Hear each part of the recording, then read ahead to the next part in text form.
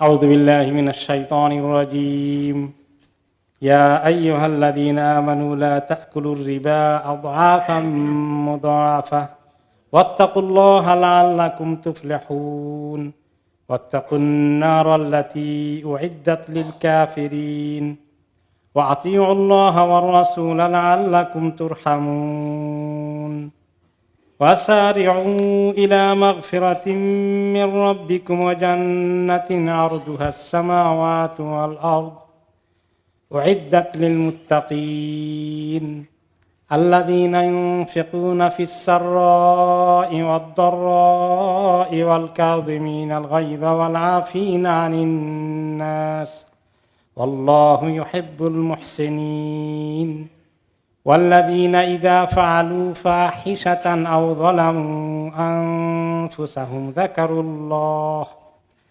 ذكروا الله فاستغفروا لذنوبهم ومن يغفر الذنوب إلا الله ولم يصروا على ما فعلوا وهم يعلمون أولئك جزاؤهم مغفرة من ربهم وجنات تجري من تحتها الأنهار خالدين فيها ونعم أجر العاملين। আজকে আমরা তেলাওয়াত করলাম এখন সূরা আলে ইমরানের 130 থেকে 136 পর্যন্ত।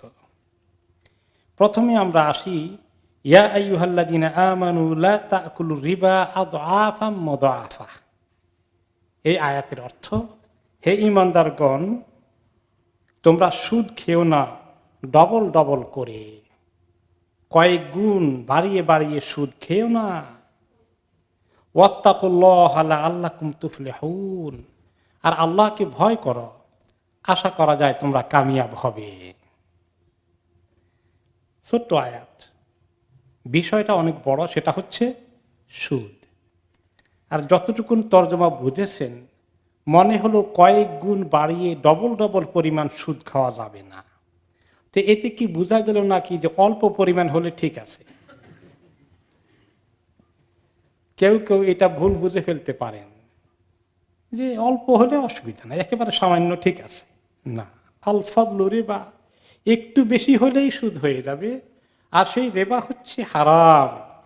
সেই রেবা, সুদ খাওয়ার বিষয়টা আল্লাহ তাআলার কাছে অনেক বড় কঠিন, অনেক বড় কঠিন বিষয়।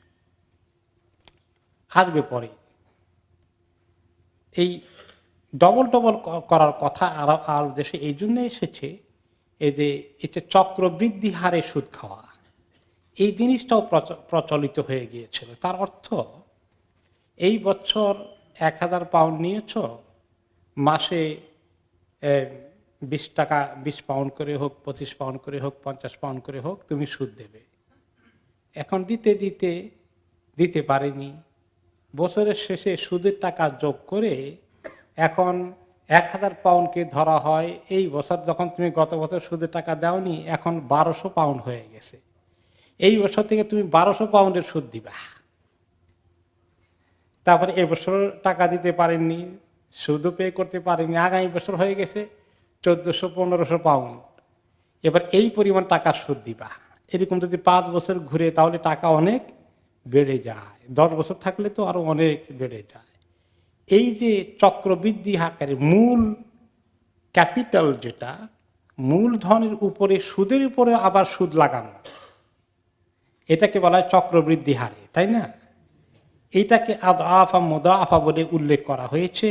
কামা কানু ফিল জাহিলিয়াতে, যে ইয়াকুলুনা ইযা হাল্লা আজালুদ দাইন ইম্মা আন তাকদিয়া ওয়া ইম্মা আন তুরবি, যে তুমি হয় পুরো টাকা শোধ করে দাও সুদ সহকারে, তা না হলে আগামী বছর তোমার শুধু 1000 পাউন্ডের সুদ নয়, এই সুদের টাকা অ্যাড করেই সেটা মূলধনে রূপান্তরিত হয়ে যাবে। এই সিস্টেম তারা পালন করত, এবং এই জন্যই এটা অনেক বেড়ে যেত কয়েক বছরের মাথায়। সেই জন্য আল্লাহ তাআলা এই সুদ থেকে আমাদেরকে সতর্ক করেছেন যে খবরদার তোমরা সুদ খেও না, কিন্তু আযআফা মুযাআফার অর্থ হচ্ছে যে বেশি বেশি করে খাওয়া, এটা তারা এই তরিকায় করত বিধায় ওইটার দিকে, ওইটা আরো খারাপ সেটা দিকে ইঙ্গিত করা হয়েছে।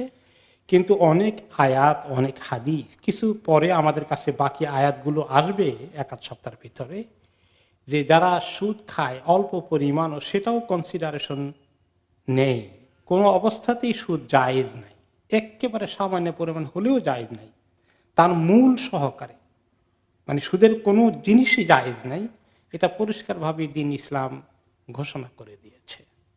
আমরা ইনশাআল্লাহ এই ব্যাপারে বিস্তারিত জানবো কিছুদিন পরে, যখন আসবে যে ফাআদানু বিহারবিম মিনাল্লাহি ওয়া রাসূলিহি, যখন মানে আল্লাহ তাআলা বলছেন যে এখনো সুদ খাওয়া ছাড়োনি, তাহলে তোমরা যারা সুদ খাও তারা আল্লাহ এবং তার রাসূলের সঙ্গে যুদ্ধ করার জন্য তৈরি হয়ে যাও।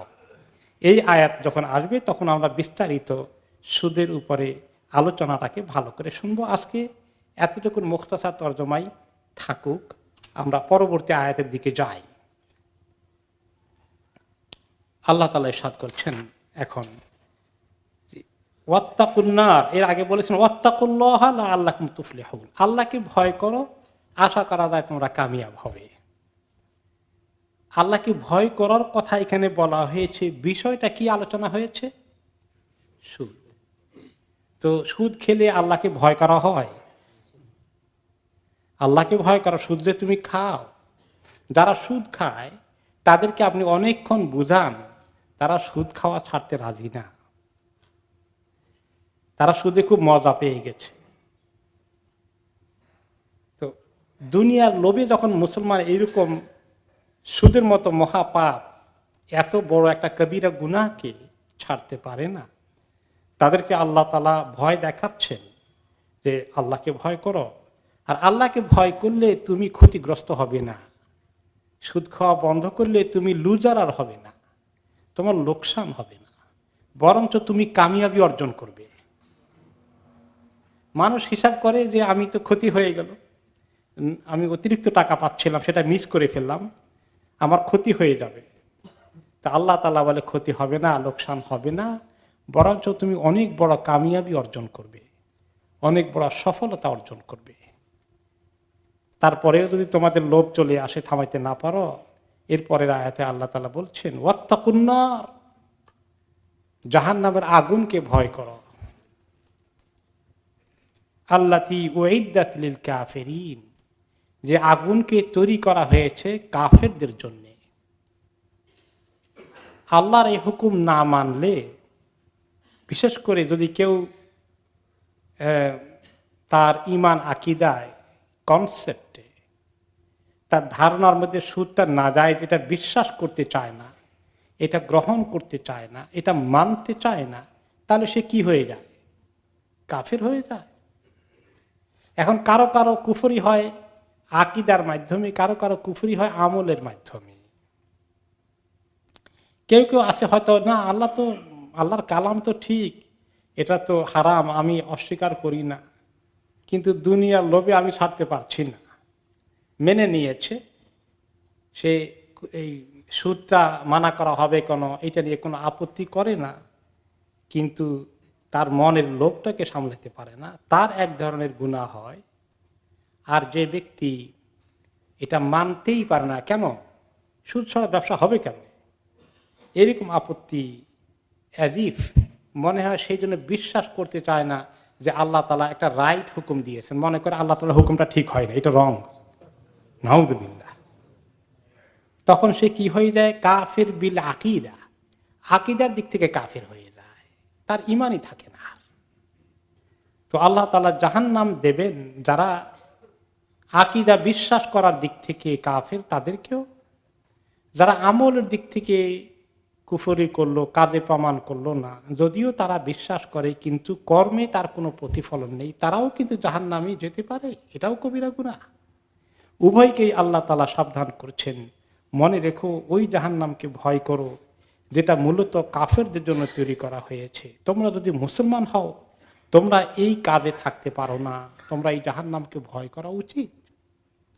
কাজে যে ব্যক্তি জাহান্নামের প্রতি, আখিরাতের প্রতি, আল্লাহর প্রতি যার বিশ্বাস আছে, সে কি সুদ খেতে পারে? কোনো অবস্থাতেই না। কোনো অবস্থাতেই না। ওয়াতিউল্লাহ ওয়ার রাসূল লাআল্লাকুম তুরহামুন, আর আল্লাহকে মেনে চলো, আল্লাহর কথা শুনো, মানো, রাসূলের কথা শুনো এবং মানো, আশা করা যায় তোমাদের প্রতি রহমত বর্ষিত হবে। আল্লাহর কথা যারা মানবে, শুনবে আল্লাহ এবং তার রাসূলের কথা, তাদের জীবনে আল্লাহ তার রহমত দিয়ে ভর্তি করে দেবেন। আর যারা আল্লাহ এবং তার রাসূলের কথা মানবে না, তাদের জীবনে কি তারা রহমতের আশা করা উচিত? কখনো না। রহমতটা কি জিনিস? রহমত আল্লাহ তাআলার দয়া মায়া যদি আমরা তর্জমা করি, এটা হক আদায় হয় না। রহমত এমন একটা জিনিস যেটা মানুষের দুনিয়া আখেরাতের জন্যে আল্লাহর এই দান, আল্লাহ তাআলার মেহেরবানি, আল্লাহ তাআলার ইহসান, তার জীবনে দুনিয়া এবং আখেরাতে অনেক ক্ষতি থেকে বেঁচে থাকা, তাকে দুনিয়ার মধ্যে সহি রাস্তায় চলার জন্য তৌফিক দেওয়া, তার জীবনে বরকত দেওয়া, পরিবার পরিজনের মধ্যে, ফ্যামিলির মধ্যে, সংসারের মধ্যে শান্তি এবং বরকত এবং রহমত, এগুলো সব কিছু কিন্তু রহমতের কথার মধ্যে চলে আসে। অনেকেই অনেক অর্থশালী হয়ে যায়, বিত্তশালী হয়ে যায় হারাম তরিকায়, সুদের মাধ্যমে, ঘুষের মাধ্যমে। তাদের জীবনে কি সুখ শান্তি, এরকম জীবনে এই প্রশান্তি কি আসে? আসে না। আল্লাহর রহমতকে অনেকেই মিস করে ফেলে এবং তারা হিসাব করে যে এগুলো টাকা দিয়ে গনে যদি বেশি পাওয়া যায়, স্থাবর অস্থাবর সম্পত্তি যদি তার হিসাবের মধ্যে বেশি জোগাড় হয়ে যায়, তাহলে তারা সুখী হবে। সুখ শান্তি নিয়ামত এগুলো আল্লাহর রহমত, আল্লাহ তাআলার দান, এগুলো আল্লাহ তাআলা তাদেরকে দেবেন না। আল্লাহর রহমত কারা পাবে? যারা আল্লাহ এবং তার রাসূলের কথা মেনে চলে।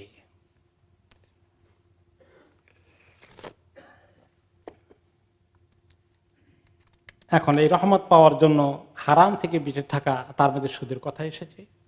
অপরদিকে বেশ কিছু আমলের দিকে দৌড়তে থাকা, নেক আমলে উৎসাহী হওয়া, অলসতা বর্জন করে নেকির দিকে ছুটা।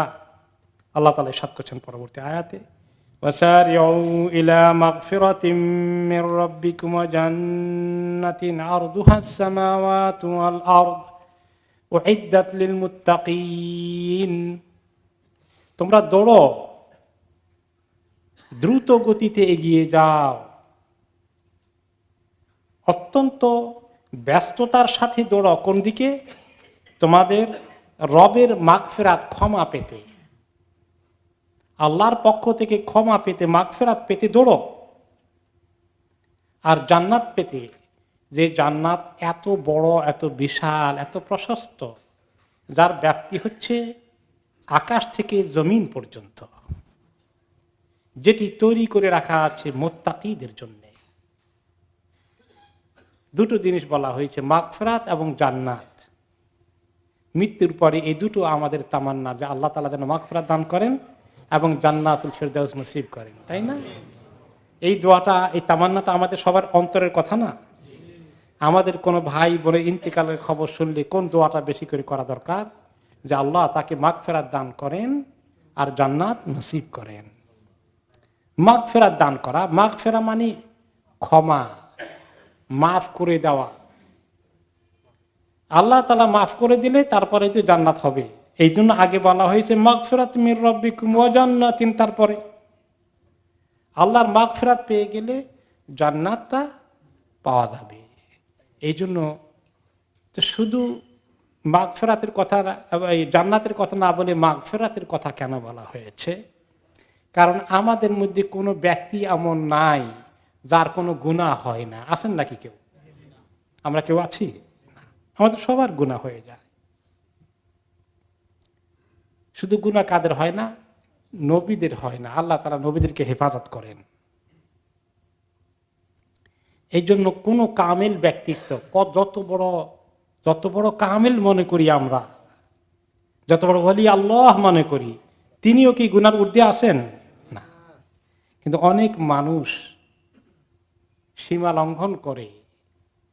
এরকম আমাকে কেউ কেউ বলেছেন, অমুকের ইন্তেকালের পরে আপনি তারা এই কথা বলে না যে আল্লাহ তাআলা ওনাকে মাগফিরাত দান করুন, এই দোয়াটা করে না। কি করে যে আল্লাহ তাআলা ওনাকে উঁচু দরাজাত দান করুন, কারণ মাগফিরাতের কথা, গুনাহ মাফের কথা ওনার জন্য বেয়াদবি হয়ে যায়, ওনার শানের খেলাফ হয়ে যায়। এরকম আপনারা শুনেছেন মাঝে মধ্যে কিছু লোকের, হ্যাঁ কিছু কিছু লোকের ব্যাপারে এরকম আমার কাছে কথা এসেছে যে এত বড় বুজুর্গ ইন্তেকাল করেছেন, তার ব্যাপারে আপনি আল্লাহর কাছে আল্লাহ মাগফিরাত দান করেন বলবেন, এটা আপনার বেয়াদবি হয়ে যাবে। আল্লাহ তাআলা বলছেন আমাদেরকে যে আগে মাগফিরাতের দিকে দৌড়ো। তো আল্লাহ তাআলা থেকে বান্দারা বেশি বুঝে নাকি? ঠিক নয়, এগুলো সীমা লঙ্ঘন। মানুষ কোরআনের হাদিসের বিপরীত কথাবার্তা বলা শুরু করে, সে টের পায় না যে সে কি বলছে। এই জন্য কোরআন হাদিসের যত বেশি আপনি পড়বেন, টাচে থাকবেন, তত আপনার বক্তব্যগুলো, কথাবার্তাগুলো, আপনার আন্ডারস্ট্যান্ডিং সহি হবে। আর যখনই সরাসরি কোরআন হাদিসের কথাবার্তা, আলোচনা, শিখানোর কাজ কম করব, তত আমরা বিভিন্ন রকমের ভুল তত্ত্বের মধ্যে পড়ে যাব, গোমরাহ হয়ে যাব।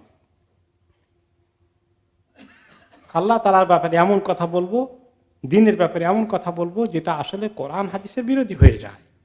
না জানার কারণে, সহিহ কোরআন এবং হাদিস চর্চা না করার কারণে মানুষ এরকম ভুল করে বসে।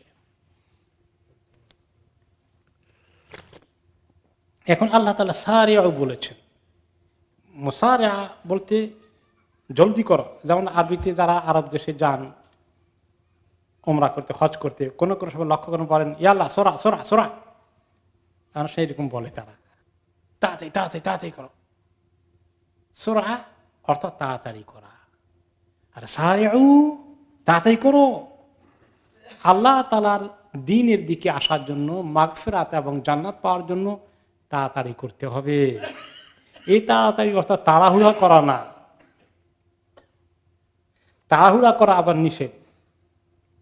হাদিসে এসেছে যে তোমরা তাড়াহুড়া করবে না। আত-তাআন্নী মিনার রহমান ওয়াল আজালাতু মিনাশ শাইতান। তাড়াহুড়ার জন্য আরেক শব্দ আছে, সেটা হচ্ছে আজালা, যে আস্তে ধীরে একটা কাজকে খেয়াল করে করা, এটা আল্লাহর কাছে পছন্দনীয় কাজ। এটা রহমান আল্লাহর পক্ষ থেকে তৌফিক। খুব তাড়াহুড়া করতে গেলে ভুল হয়ে যায়। সেটা কার থেকে আসে? মিনাশ শাইতান। এখানে আল্লাহ তাআলা তাড়াহুড়া করতে বলেন নাই, তাড়াতাড়ি দ্রুততার সাথে। তার মানে যে আমি নেকের কাজে, দ্বীনি কাজে, আল্লাহ সন্তুষ্টির জন্য আমি সদা তৎপর আছি, অ্যাক্টিভ আছি। আমি অলস হয়ে শুয়ে থাকি না।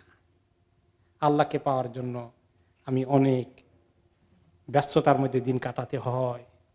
ব্যক্তিগত ইবাদতে ব্যস্ততা থাকবে, মানুষের হক আদায়, যাদের হক আমার প্রতি রয়েছে তাদের হক আদায়ের ব্যস্ততা, আমার ছেলে মেয়ে রুজি রোজগারের জন্য ব্যস্ততা। আমি এরকম একজন ব্যস্ত মানুষ। ব্যস্তর বিপরীত যে আছে তাকে আমরা কি বলি? অলস। অলসকে কে কে পছন্দ করেন? হাত তোলেন দেখি। নিজের জন্য অলসতা পছন্দ করেন? কেউ অলস হলে তাকে পছন্দ করেন? আমি জান্নাতে যাবো খালি শুয়ে শুয়ে চিন্তা করি, স্বপ্ন দেখি, হবে না।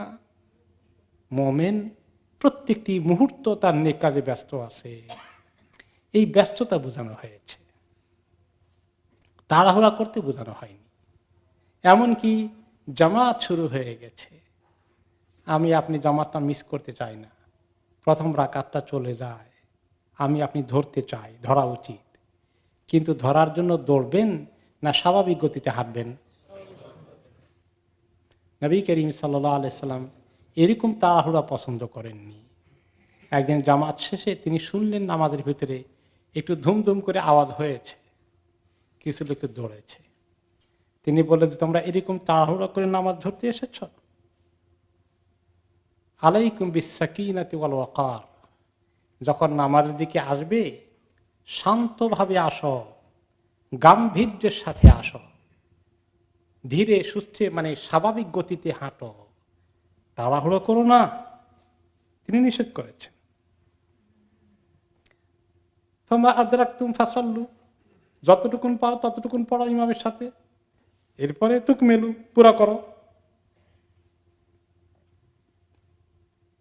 একদিন তিনি নামাজে এরকম জামাতে ইমামতি করছেন, এক সাহাবী এসে দেখলেন যে এখন তো ইমাম রুকুতে চলে গেছেন, নবী করিম সাল্লাল্লাহু আলাইহি ওয়াসাল্লাম রুকুতে চলে গেছেন, এখন উনি হাঁটতে হাঁটতে 5, 7, 10 সব পেছনে থাকলে রুকু তো মিস করে ফেলবেন। তো তিনি রুকুতে ওই 5, 7 সব পিছনে থাকতেই নিয়ত করে ফেললেন, করে রুকুতে চলে গেছেন। রুকু অবস্থায় হেঁটে হেঁটে জামাত পুরো করছেন, মানে ধরছেন, লাইনে ঢুকছেন। নবী করিম সাল্লাল্লাহু আলাইহি ওয়াসাল্লামকে আল্লাহ তাআলা কতগুলো খাস জিনিস দিয়েছেন। তিনি সামনের দিকে যেমন দেখেন, পিছনের দিক থেকেও দেখেন, তিনি দেখে ফেলেছেন। তাকে নামাজ পরে জিজ্ঞেস করলেন, এরকম করলা কেন? বলেন, ইয়া রাসূলুল্লাহ, রাকাতটা রুকুটা মিস হয়ে যাক চাই নাই, আগেই শুরু করে দিয়েছি। তখন তিনি বললেন, যাদাকাল্লাহু হিরসান ওয়ালান তাউদ, ওয়ালা তাউদ। আল্লাহ তাআলা তোমার এই নেক কাজে পাওয়ার জন্য আরো লোভ লালসা দান করুন, আরো আগ্রহ পয়দা করে দিন, তবে এরকম করে আর করো না। তুমি স্বাভাবিক গতিতে হাঁটা, যতটুকুন পেয়ে যাও সেখানে ইমামকে জয়েন করো। তো এতে বোঝা গেল তাড়াহুড়া করা ভালো কাজ নয়। আবার ধীরে সুস্থে মানে একেবারেই খুব রিল্যাক্স তাও নয়, স্বাভাবিক গতিতে তুমি হাঁটো। এবং এটাই হচ্ছে মুমিন জিন্দেগির জন্যে প্রয়োজন। হ্যাঁ, কোনো কোনো সময় কিছুটা দ্রুততার প্রশ্ন আসতে পারে, কখনো কখনো অ্যালাউড হতে পারে, কিন্তু স্বাভাবিকভাবে ইসলাম পছন্দ করে মানুষ যেন দ্বীনি বিষয়ে আল্লাহ সন্তুষ্টির কাজে, জান্নাত পাওয়ার কাজে অনেক ব্যস্ত থাকে। ব্যস্ততা ছাড়া, অনেক কোরবানি ছাড়া, অনেক দৌড়াদৌড়ি ছাড়া সহজেই জান্নাতে যাওয়ার আশা করো না। আরো আয়াতে আল্লাহ তাআলা বলেছেন, সাবিকু ইলা মাগফিরাতিন মির রাব্বিকুম ওয়া জান্নাহ, একে অপরের আগে যাওয়ার চেষ্টা করো তোমার রবের মাগফিরাত পেতে আর জান্নাত পেতে।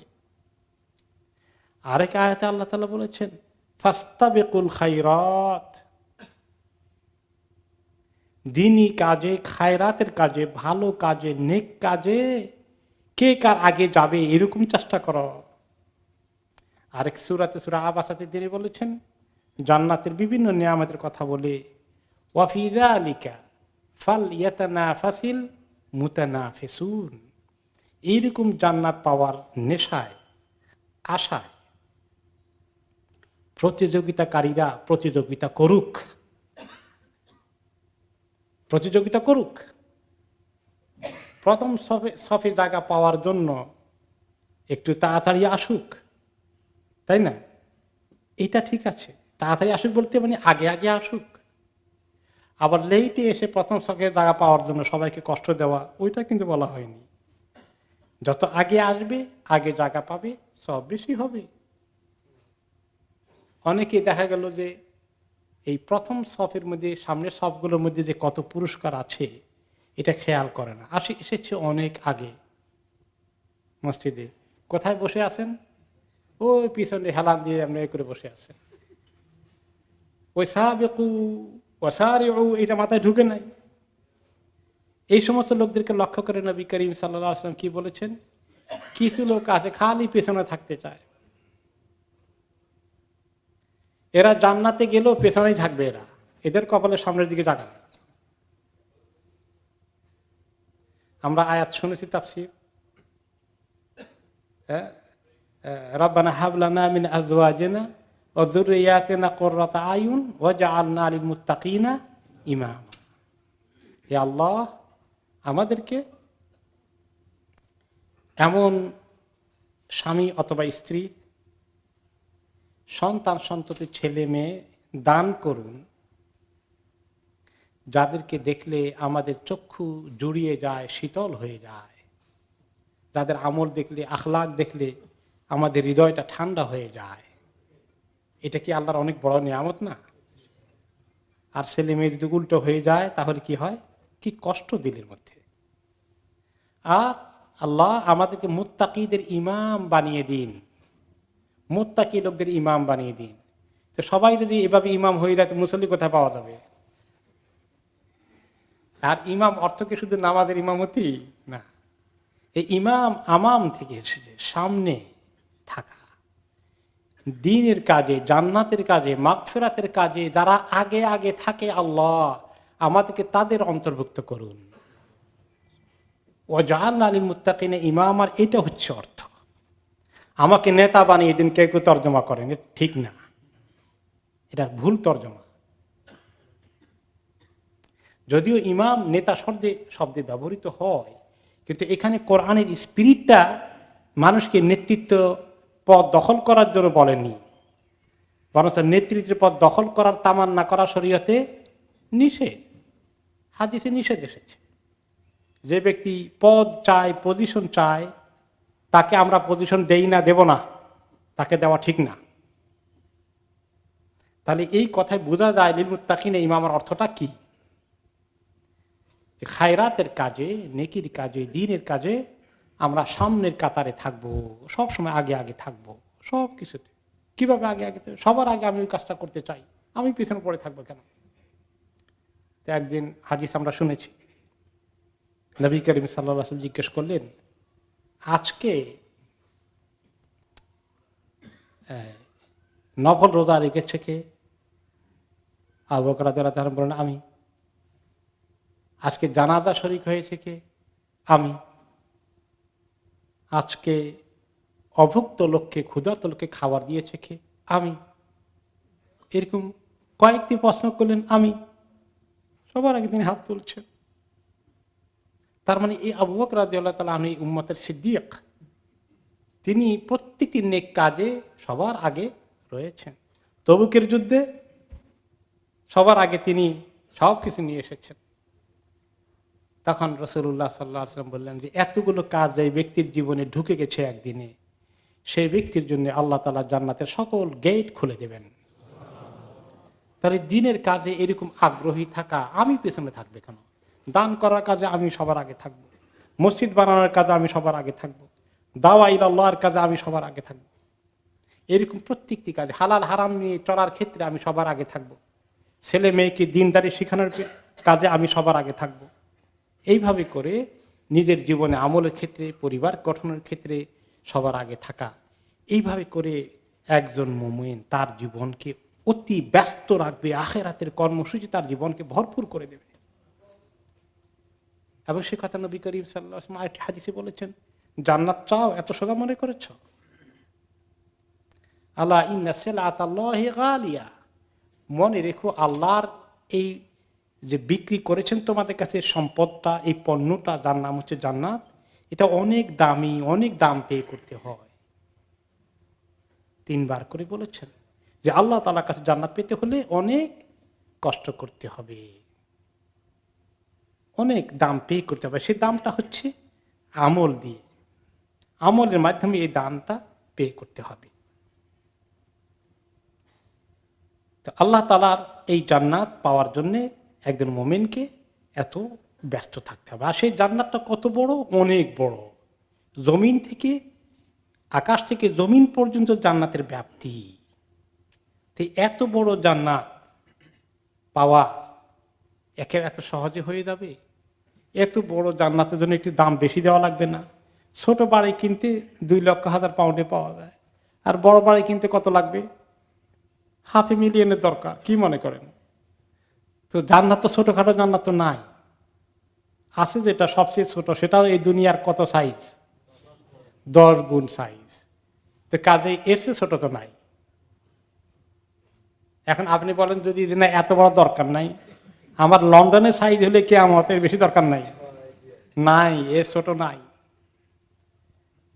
এবং ওইখানে গিয়ে দেখবেন যে 10 দুনিয়ার মতো সাইজ জানা দিয়ে করবোটা কি, গিয়ে দেখবেন যে ভালোই তো হয়েছে, পুরোটাই তো আমার দরকার। খামাখা বেদরকারি জিনিস দিয়ে আপনাকে আল্লাহ বসায় রাখবেন নাকি? পুরো দরকার লেগে গেছে আপনার, দরকার আছে, আল্লাহ তারা বেহুদা কিছু দেবেন না জান্নাতের মধ্যে, পুরোটাই কাজে লাগবে। কিন্তু এখন এই পুরোটা এবং এই বড় সাইজের জান্নাত, এত বড় বিশাল জান্নাত পাওয়ার জন্যে তো তুমি বান্দা এতটুকুন আমল করলে কি হবে? এই জন্য আল্লাহ তাআলা বলেছেন যে আকাশ থেকে জমিন পর্যন্ত জান্নাত, তোমার আমল কি পরিমাণ। সুবহানাল্লাহ।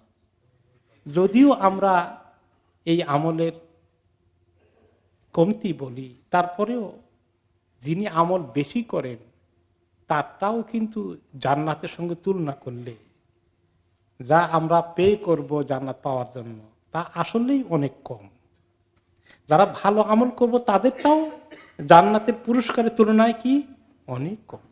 বাকিটা আল্লাহ তাআলা মেহেরবানি করে ভর্তি করে দেবেন। কিন্তু আল্লাহ তাআলা দেখতে চান যে বান্দা জান্নাতে যাওয়ার জন্য তার ভিতরে ব্যস্ততা আছে, পেরেশানি আছে, আখিরাতের পেরেশানি মাথায় ঢুকেছে তার। এই পেরেশানির দিকে আল্লাহ তাআলা আমাদেরকে ঢুকিয়ে দিচ্ছেন। তারপরে বলেছেন যে এই জান্নাতকে তৈরি করা হয়েছে উইদ্দাত লিল মুত্তাকিন, এই জান্নাত মুত্তাকিদের জন্য তৈরি করে রাখা হয়েছে। মুত্তাকিদের জন্য, যাদের জীবনে তাকওয়া আছে। এখন এই মুত্তাকি কারা হবে, কাদেরকে মুত্তাকি বলা যায়, কি কি মৌলিক গুণ থাকা দরকার আছে, সেই মৌলিক গুণগুলোর কথা আল্লাহ তাআলা পরবর্তী আয়াতে বলছেন যে তাদের ভিতরে এই পজিটিভ গুণগুলো আছে। তারা কিভাবে সব সময় দান খয়রাত করে, রাগ গোসাকে দমন করে, মানুষকে ক্ষমা করে দেয়, এরকম অনেকগুলো গুরুত্বপূর্ণ বয়ান আছে। যেই বয়ান, যেই সিফাতগুলো, যে আখলাকগুলো, যে চারিত্রিক বৈশিষ্ট্য, এবং এই যে বলা হয়েছে ব্যস্ত থাকবে, কি কাজে তারা ব্যস্ত থাকে তার কিছু ফিরিস্তি, কিছু কর্মসূচি আগামী আয়াতগুলোতে বলা হবে ইনশাআল্লাহ। সেগুলো যদি আল্লাহ তাআলা আমাদেরকে তৌফিক দান করেন আমরা আগামী সপ্তাহে শুনবো ইনশাআল্লাহ তাআলা। আজকে একটু মুখতাসারভাবে এখানেই শেষ করি।